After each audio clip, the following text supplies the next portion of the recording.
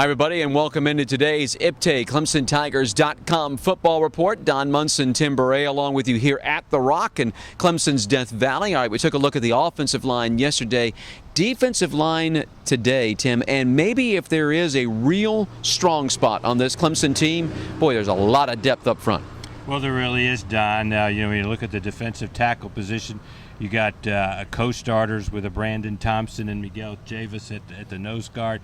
Jarvis Jenkins is on a lot of preseason watch lists, including for the Outland Trophy. Then you look at the defensive end position. The defensive end position, I think, is as deep as any we've seen since the 1990-91 era, when there were 4 Clemson defensive ends that made it in the NFL.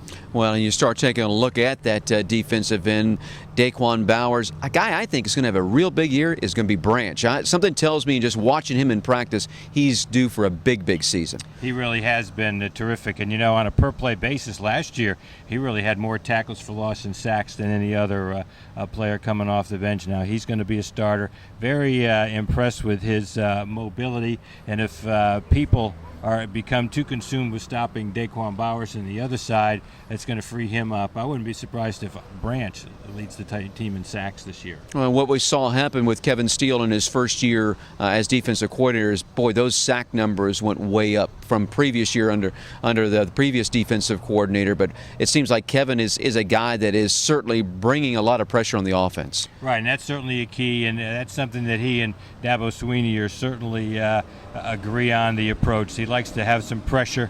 Dabo was an offensive player, so I'm sure he didn't like it when the other teams were blitzing in offensively, so he knows how the offense thinks and knows that he wants to have as much pressure as can be. You'll see Kevin Steele's, he'll blitz from all over the place, including the safety position.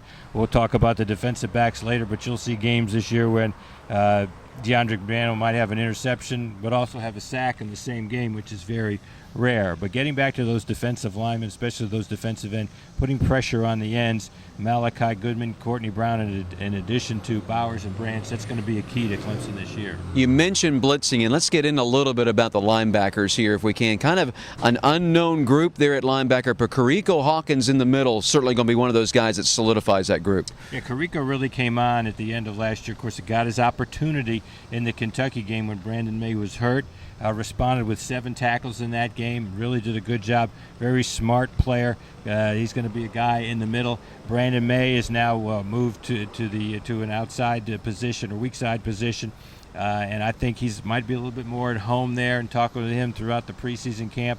He feels very, very strong that he's in the right spot, but also capable of moving back to the middle when they need him to. Yeah, Brandon May has had an excellent camp here, folks, as we head into season. Quandon Christian is a name certainly for you to look out forward on that linebacker spot. So it should be a good year up front for the Tigers. Tomorrow we'll come back. We'll talk a little bit about the defensive backfield.